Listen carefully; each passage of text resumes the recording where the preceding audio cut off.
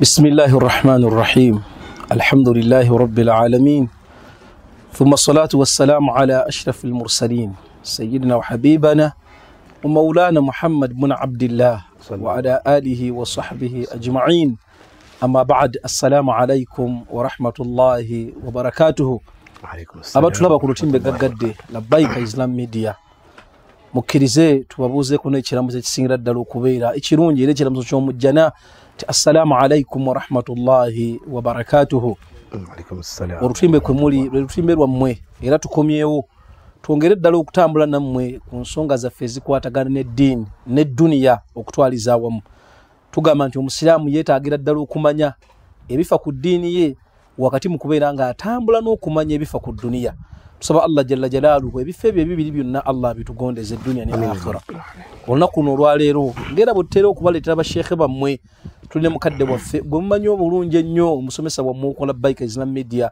mukadde waffe Sheikh Quraish ono n'atutambuza mu nsonga za byabusika alfaraidhu au almirath mukadde wange Sheikh Quraish nja kusaba ssebo obuuze kuba tulaba ku lutimbe gaggadde a'udhu billahi minash shaitani rrajim bismillahir rahmanir rahim alhamdulillahi rabbil alamin wassalatu wassalamu ala al-mab'uth rahmatan lil alamin صلوات ربي وسلامه عليه وعلى آله وصحبه أجمعين أما بعد وجتب الله جل وعلا تمتندرزا يكاتيكدو كبانغا تندرزا وانا متندا مجوف يبينغلا نيميرembe bideri mbaka Muhammadin sallallahu alayhi wa sallam Allah jalla wa ala gatusindikiranga hadiyan wa mubashiran wa nadhira nga mulungamya ate musanyu satenga atwekesa okubanga tuyingira mu nsalosalo za Allah Allahumma salli wa sallim wa zid wa barik alayhi wa ala alihi wa sahbihi wa sallim abibitibwa abampuli abandaba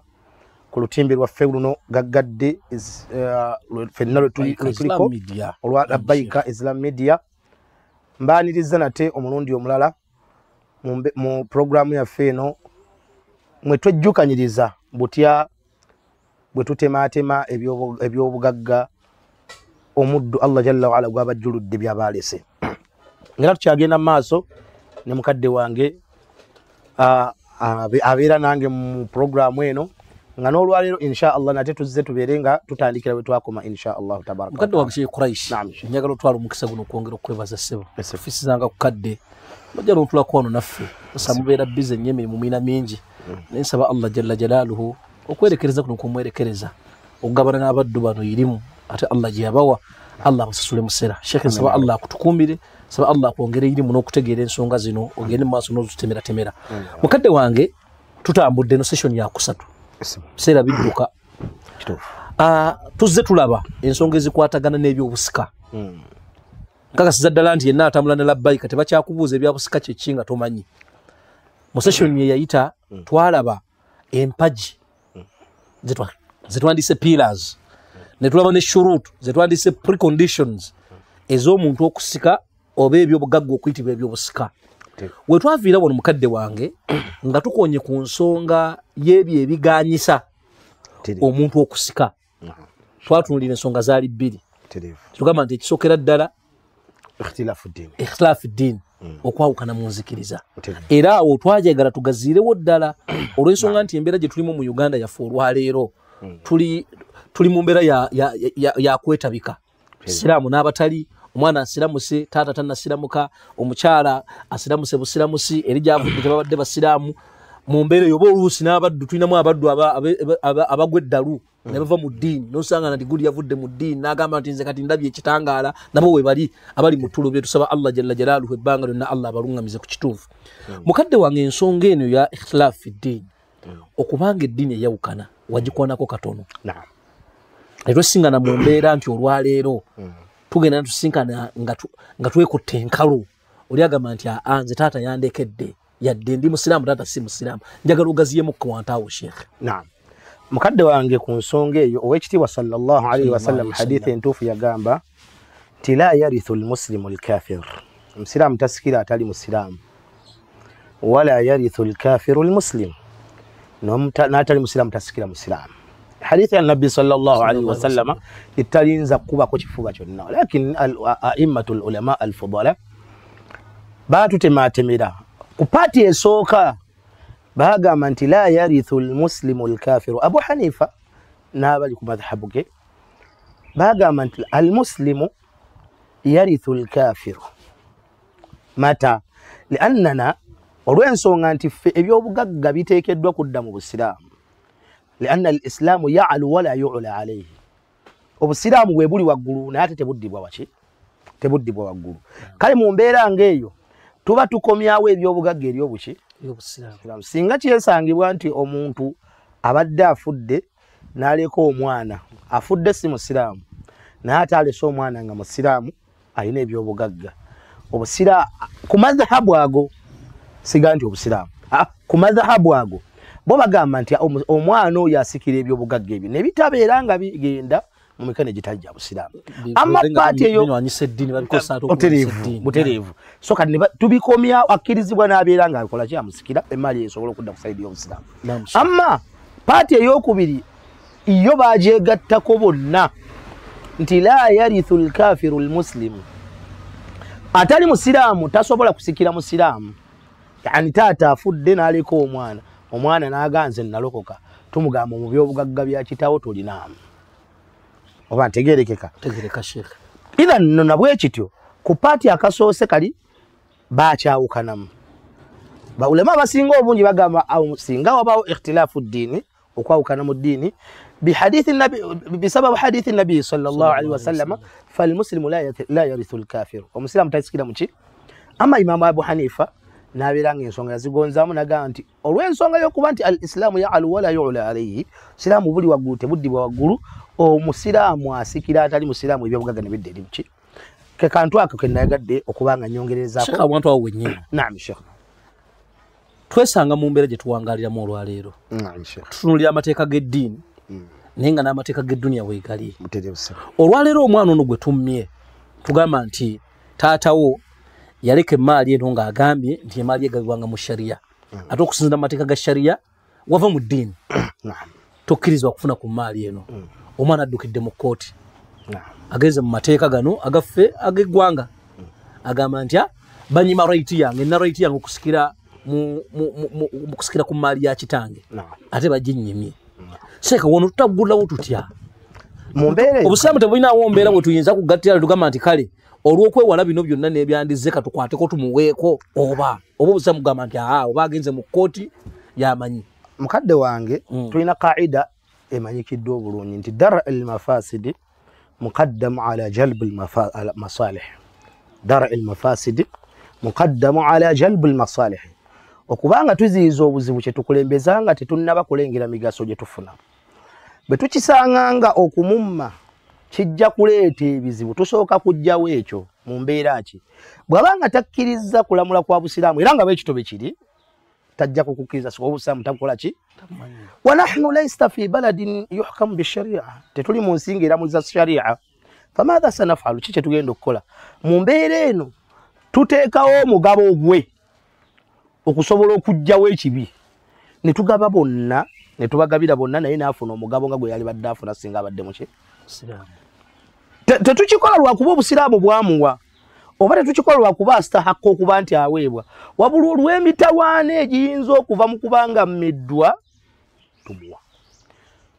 Idhan kyetugamba nti dar el mafasidi ne tubeera nga tuzizizza ekizibu ekijja ku migaso egy'amaanyi egyali badde gifunibwa singa nga badde taweereddwa abasiraamu abaleddwa ne batwala emmaali eyo. Wallahi kigambo kikulu. Naam. Itegeza Sheikh wallahi ojjeyo akantu kakulu nnyo. Nti engeri gye tukwatamu ensonga mu ddawula yaffe eno. Naam. Etali nti efugibwa amateeka ga sharia. Abatuwulira era batulaba ku lutimbe gaggadde nti tulina okukyusa mentality.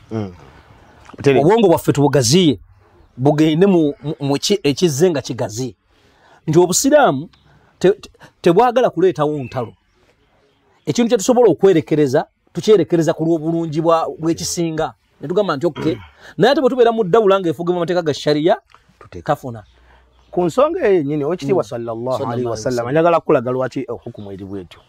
Oweekitiibwa sallallahu alaihi wasallam anyumiza Aisha baali bamina bwe batuddeko n'amugamba nti Aisha wange gwe mukyala wange Aisha lawula anna kawmaki hadithu ahadin bil islam, singa abantu bo abakyaba Quraishi singa babadde si basiraamu bapya singa babadde si baki yani akamala okugulawo Makka abantu bayingidde fi dinillahi afwaja obusiraamu babuyingidde naye bulidde obulizaga nange nsiraamu bayingidde naye bakyali bapya iman tezinna bakola ki kalira bulungi walamma yadkhulu al-iman fi qulubihim obusiraamu iman tezinna kuteerera bulungi mu mitima amugaa nti singa babadde si basiraamu bapya nga bakyayuugayuuga la hadamtu al-kaaba kaaba yo naligikonyemu lwaki wabanaituha ala qawaid Ismail nenjizimbira ku musingi gwa Ismail gwe yaleka azimbiddeko yani ekise kano kolaba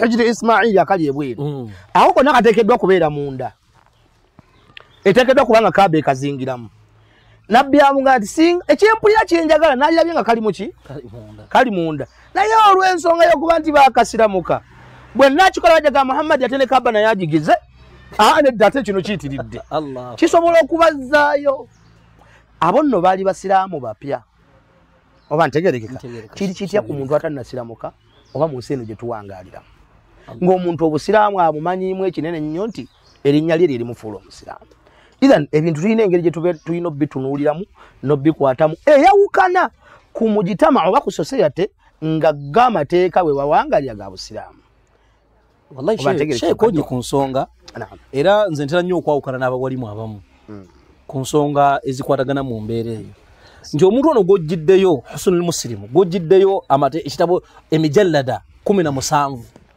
oli ku leediyo oli ku TV osomesa abantu ab'ebika eby'enjawulo n'ojjayo ensonga n'okomeka ng'ensonga eyo Sheikh Ibn Uthaymin yagikomeka ng'atudde mu bayizi be abasomedde wansi w'emyaka 10 gwe n'ojja ogikomekere ku muddu gw'okasiza ddala nti musiraamu abukutteko kantu bwe kati ali ala harufin w'omukangira agwaye nakana kakutta akatono akata era wallahi seeka nsaba Allah jalla jalaaluhu banga wali abawalimu abatulaba ku lutimbe gaggadde ensomesa eno babeere nga bagikuppa tunuulira nnyo b'ogenda okulamulako ensonga bo bali batya nsonga nkulu so sheekhe ensonga eyo nkakasa nti wallahi ogitemeetemye bulungi mukadde wange tuzze twogera ku by'obusika twalaba emaali eyitibwa ey'obusika yeeriwa ekyebijjibwamu tugikwata tutya bannanyini kufuna busika buno sheekhe ennaku zino tuwulira buli boogera ku basika abantu balowooza baana bakomaawo ba ashabul furuuth bannanyini emigabo beebaluwa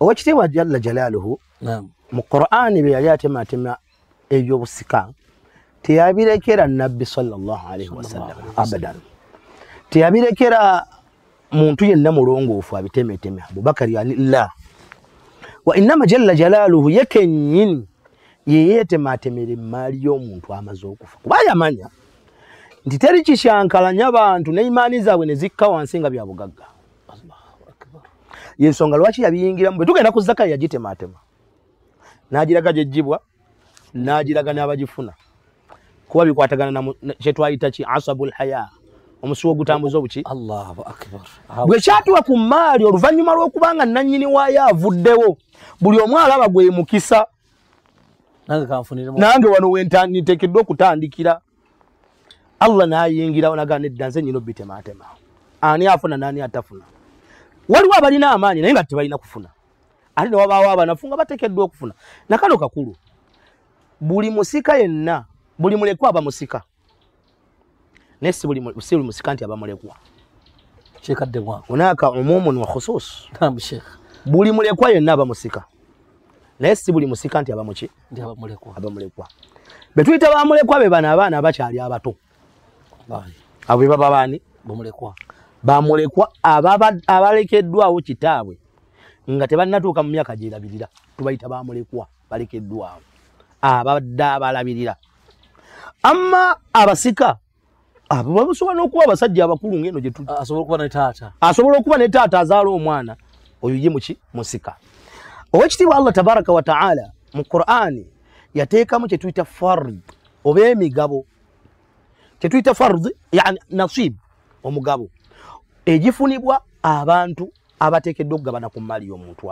Allah jalla wala gwajjuludde emigabo egyo giri emigabo 6 emigabo 6 egyo gitematemwa babe giti omugabo ogusooka waliwo abafuna anisfu ekitundutundu ku mali nga yo oli mu maali y'omufu agenda kufuna mu kitundu kiramba bajawuzeemu agitwaleko ekitundu we bali abo. Omugabo ogwokubiri arrubu, mulimu abafuna emaali eyo nga bafunako kimu kyakuna ne tugitemaatema ne tugiyawuzamu emiteeko ena n'atwalako omuteeko mulamba agugwe. Mu maali era ne mubaamu abafunamu athumunu kimu kya munaana. Tujja kuba tubategeera baani abafuna kimu kyakuna, baani abafuna kimu kya munaana. Waliwo abafunamu kimu kya munaana ne wabaawo abafunamu thuluthani, bibiri byakusatu. Yani tugitemaatema emiteeko esatu ye n'atwalako emigabo ebiri ye n'agitwala masigala ogumu tugabira agakoze ki abasigadde. Era ne mu maali ne mubaamu abafuna thuluthu, wali tugambye thuluthani wano thuluthu. Yani tujja mbutalire kimu kyakusatu tujawuzamu emiteeko esatu ye n'atwalako omuteeko ki omuteeko gumu. Wa akhiran waliwo abafunamu sudusu kimu kya mukaaga. Ajuje emiteeko omukaaga Allah jalla wa ala emigabo giri mukaaga era buli yenna afuna ng'ateekeddwa kubanga afuna bakano kakulu ng'ateekeddwa kubanga afuna alina okufuna omuntu ayise mu kasengejja n'afuna kuba Allah ye yamuwa tebiriiko kugamba nti nno taafune ateekeddwa kubanga afuna ogumu kwegyo emigabo mukaaga. Era wallahi sheyi nakye ndeewuunya mu Qur'ani muno nga bwe tujja okulaba nti Allah yamala okutemaatema ensonga zonna yamanya nti bangi bajja kujja nga bamanyi bagezi bategeera nnyo n'aleeta aya eri egamba nti tilka hududullah. Bannanga ezo zensalosalo bw'atyo Allah bw'asaze wataddewo ensalosalo buli omu amanyi waakoma. Toteekeddwa kukola ki? Tebiteekeddwa kuyingira aya esinga okuntiisa mu byobusika tebiteekeddwa kuyingira mu ntegeera z'abategeevu. Allah jalla wa ala bamala okusala yagato odudu bannaye temubuukawo era n'abuuka wajja kuba yeeretedde akalimu. Idan abo jeje miteeko omukaaga giteekodde kubanga gikola ki? Buli yenna anaafuna afuna ogumu ku egyo gwe tukwali guno gw'ofuna guno mwe mwegasse mu guno ne gujjudde mutwale ogwo be batyo. Ate bo abafuna ku maali otyo abateekeddwa okufuna kwegyo emigabo omukaaga. Tumaze ne tulaba emigabo twagala kufuna bannannyini kufuna migabo. Be bantu nga bo baweebwa omutemwa nga gweyawudde. Baweebwa omutemwa gukoze ki? Nga gweyawudde. Bali 12. Bana basajja 8 bakyala. Nkaddemu Sheikh. Bana basajja 8 bakyala. 8 bakyala. Kati oli naava onaga nti Obusiraamu bulyazaamaanya nnyo. Obusiraamu bulyazaamaanya. Bwasibira Omusiraamu emabega bulyazaamaanya. N'obutamanya bulungi. Bana basajja 8 bakyala. Bo nga baweebwa emigabo egimanyikiddwa obulungi mu maali y'omuntu waabwe abagenze. Baliwo abasajja abafuna ku maali eyo. Asookera ddala taata w'omufu. Taata w'omufu afuna ku maali. Era omugabo gwe gumanyikiddwa. Yasooka. Owokubiri omwami w'omukyala. Musajja mukyala waafudde. Azawuju. Tetusobola kuva eno mugaa munnange okusinziira embeera nga bweri tosobodde kufuna. Maali ya mukyala wange. Gwanga bwe tuli. Obukojja be basooka okujja ne bagamba nti tukimya ebintu bya mwannyinaffe. Abasajja muli babbi. Katulabo bajeya bali abo. Allahu akbar. Katulabe. Naam Sheikh. Addako mu bateekeddwa okufuna mu basajja ye taata oba jjajja ku sayidi ya taata azaala taata. Oyo wakumeka? Oyo wakusatu. Mubana. Jjajja azaala taata omusajja kyentegeeza nti taata bw'avaawo jjajja yakola ki? Yayingirawo. Asembayo ye muganda wo, yani muganda w'omufu ku sayidi ya maama. Muganda w'omufu ku sayidi ya maama, si ku sayidi ya taata. Nedda. Allahu akbar. Muganda w'omufu ku sayidi ya maama yali bagatta ba maama. Maama y'omu. Kati omulenzi oli ono afudde naye omulenzi oli bagatta alina omugabo mu maali y'omufu. Kyetuyita akhil ummi. Akhul muganda w'omufu ku sayidi yake. Akonna abatulaba ku lutimbe gaggadde njagala akonno mukategeere bulungi nnyo. Bangi muffe tulowooza nti beboogera ku akhi babalese muganda okutaata era abasinga obungi bwe balowooza. Sheikh naam. Allah yagaba omugabo muganda w'omufu ku sayidi ya maama yamuwa omugabo gwe. Wallahi Mungu ng'alifa. Era omugabo gumanyikiddwa mukadde wange. Masha Allah Sheikh. Ekigendererwamu ki kuyunga luganda muganda oli mukulu ensonga yaseka muze suratul rahmi naam era insha Allah bana bazze nkusaba oberenga okamuŋŋambira nako kakulu wallahi shukuru afuna ku mali ya muganda we Allah jalla wa ala namshegena masawo bana abo bana bami sheyo gambye tata uterevu oba jajja azala tata omwami oba muganda w'omufu kusaidia mama ndoze kitegere kisa abo bana bali n'emigabe egimanyikidwa mu mali y'omufu era bonga tetusooka babuuza onoofuna ki ye tumuwa singa tewabaawo bimuziizizza era waliwo n'abatateekeddwa okuziizibwa kwabo inshallah ngena mashe katuwa omunaana guno omunaana bakyala naam asookera ddala ye mukyala omukyala tetusobola mubikira nti ku mali ya bbaawo tosobodde kufunako munnange tetusoboka wallahi mungu atusase tutegeera ateekeddwa okubanga ku mali ya bbaawo afunamu omugabo gwe era gwamuweebwa gumanyikiddwa omugabo gwe gutambulira wakati wa kimu kyakuna ne kimu kyamunaana bimaana nti singa bbaawo afa n'ataleka mwana emmali etujawuzaamu emite abowabwowomufune bajja twagala mali yaffe atubagana edda mulinde ku lujawulemu ebitundu bina ettundutundu erimu lya mukyala nti abadde omukyala wa haji fubutuka n'ekitundu ekyo kyo Allah akikuwadde njagala nkulage Allah okumanya mwenkanya nga talina mu maka gano omwana bimaana bamuwasizza eggulo naye afuna bamuwasizza eggulo embaga yawedde kiro omusajja n'atasula waawaka bambi aba agenda nagwa ku accident Allah namujjulula talese mwana ki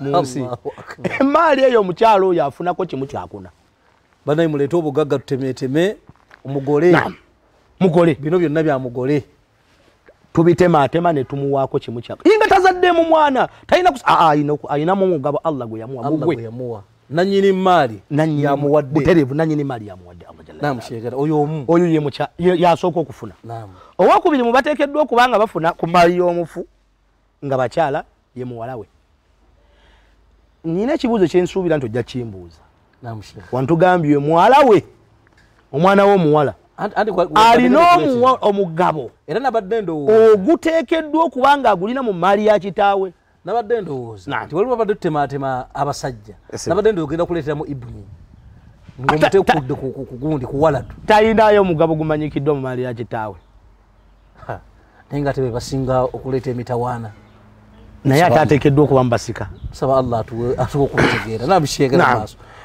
omwana omuwala alina omugabo ogumanyikiddwa mu maali ya kitaawe era ye tetusobola mugamba nti okusinziira embeera nga biri tosobodde kufuna emaali yonna abalenzi bagitutte nedda ye ogwo gwe gumanyikiddwa nsonga nkulu oyo nno wakubiri owakusatu mubateekeddwa okubanga bafuna ku maali ukhtu shaqiqa mwannyoko bwe mugatta kitaawe ne maama oyo ku maali yo alinamu muganda wo omuwala tuyita mwannyoko mugatta maama ne taata ateekeddwa okufuna owakubiri ukhtu li ab muganda wo omuwala oba mwannyoko ku saidi ya kitaawo temugatta mama si y'omu naye maama y'omuki mu maali yalinamu omulala gwe tuteekeddwa okuba nga tetubuusa maaso ukhtu li muganda wo omuwala ku saidi ya maama naye mu maali yalinamu omuki omugabo omulala afuna alina omugabo ogumanyikiddwa mu maali ye muzzukulu ku saidi y'omwana w'omuwala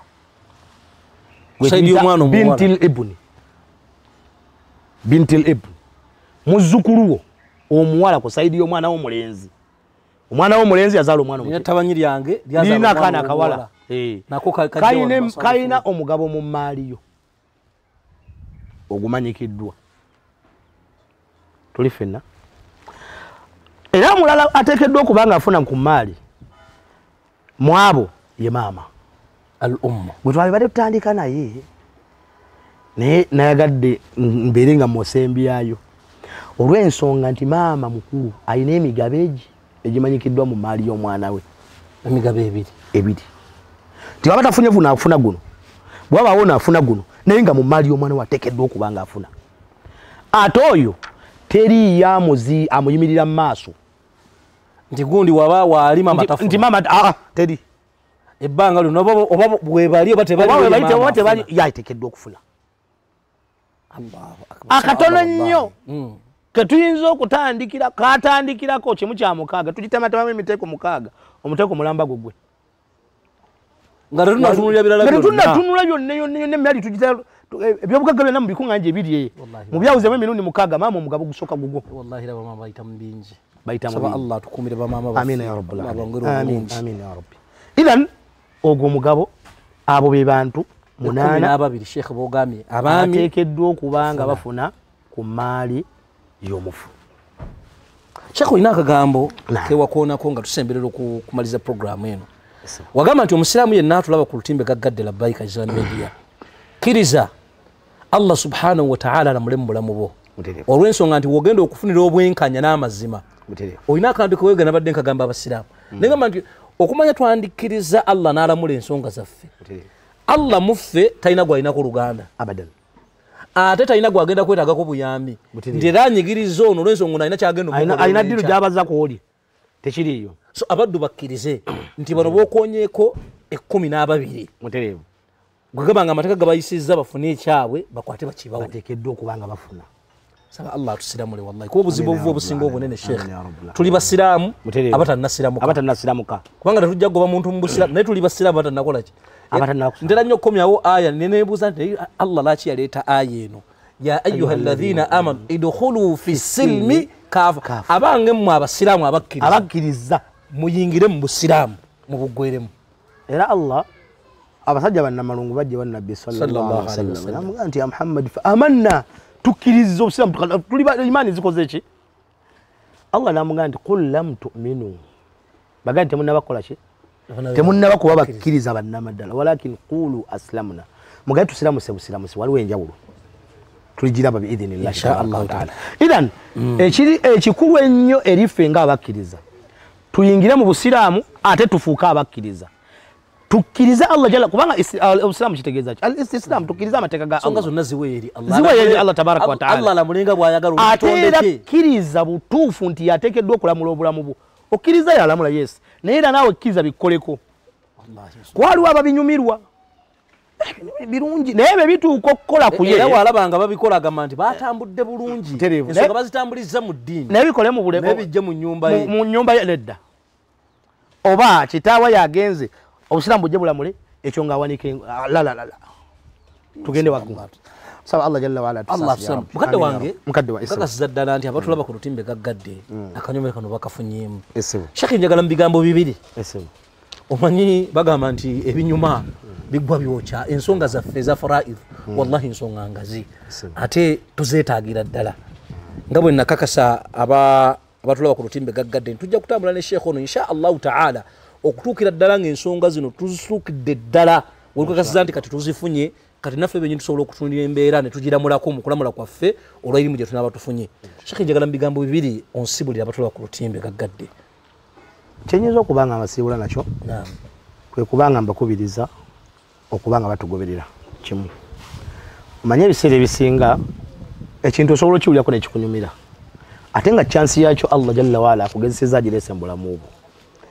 ebintu bino ffe tuteekeddwa okubanga tubyeyigira nga tetulinze nabalala babeere nga babitukolera ffe tuteekeddwa okubisoma tubyeteekere mu bulamu bwaffe chansi Allah jalla waala agireese programu eteekeddwawo bagisaposalinze nsaba ow'ekitiibwa Allah jalla waala awa abawuliriza obumalirivu nabo okubeera nga bagenda maaso n'okubanga bakola ki bawuliriza n'okubanga basoma kubanga wano tuli mu kwejjukanya ddiini ya Allah tabaraka wa taala Allah jalla waala ajjewo kye tuyita hujaj ebyekwaso ti ya rabbi ffe nze saabimanyako eyo saamanyako luli kati essaawa eno tuli mu kubanga tuyiga nsaba Allah jalla waala atuyigirize ate atuwa okubanga tuteeka mu nkola oyogedde ensonga nti Allah saamanya nga baleeta ekibuuzo ekyokubiri ojja okunywa lwaki tewamanya kubanga chansi y'okuyiga wali ogikola ki yali weeri era bagikutuusaako inshallah ezo ensonga za Sheikh Quraishi nga bwe mbagambye nti ensonga za faraidhu ova mu kusoma nodda mu kunyumirwa saba Allah jalla jalaaluhu Sheikh byakonyeeko byonna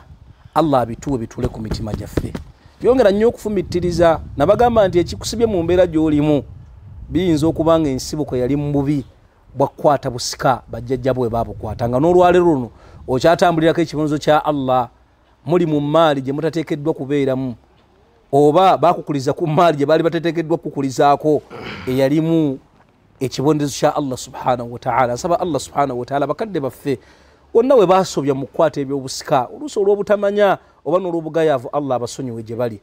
Ffe abaliwo abalamu Allah atuwe okutereeza ensonga. Ab'ebitiibwa abaami n'abakyala olutimbe lumuliko Labbaika Islam Media tubadde tutambula ne bakadde baffe abatuteekamu ensimbi Labbaika Travels abonno ba specialists mu hijja and umrah. Gendayo ku Cham Towers obeerenga ate ebisale bisaamusaamu ate n'enkwata yaabwe ey'ensonga nnungi. Tubadde tutambula ne bakadde baffe aba Hulk Media Uganda Limited abonno bakugu mu kiyitibwa Indo and Outdoor Branding. Tubadde ne bakadde baffe aba Iraj Charity Organization abaganda baffe kwatagana nabo era namba z'amasimu weziri awo gwayagala okuyamba ku umma oyagala okuyamba ku bali obubi tukira baganda baffe aba Iraj ayagala okubeera nga oyambibwako mu byettaka oyina ensonga zikyesibye mu byettaka genda mu baganda baffe aba Land Point Associates abonno bakugu mu surveying and valuation tukujjukiza era baganda baffe aba Veritas Ventures abonno era ba mu nnyumba tutambulira nabo ddala genda yo nabo babeerenga bakola kenamba wezirawo ez'amasimu mututuukirire. Nkujjukiza subscribing ku YouTube otambule ne Labbaika Islam Media ku TikTok kwetuli erinnya lyerimu genda ku Facebook erinnya lyerimu Labbaika Islam Media otambule wamu n'okumanya kiyinza okubanga ekikusibye mu mbeera eyo butamanya kiriza Allah kaleese omukisa tukumanyise baada Allah subhanahu wa ta'ala olunno obulamu bwo buteerere mu nsonga ze z'edduniya otukukutuka mu maaso ga Allah yawma al-qiyama ng'oli mu baddu abagenda okwesiima omwanjuzi era omutesiteesi abadde Imam Bilal Kitimbo Uthman Menya Imam Cham Towers. Ebibuuzo byammwe tubirindiridde ku misomo nga gino kwegenda ku mikutu gyaffe gyo teekayo ekibuuzo bateekayo komenti yonna tujja kubanga tugifuna era ojja kubanga oddibwamu mu mbeera esingira ddala okubeera ennungi. Wassalamu alaikum warahmatullahi wabarakatuhu.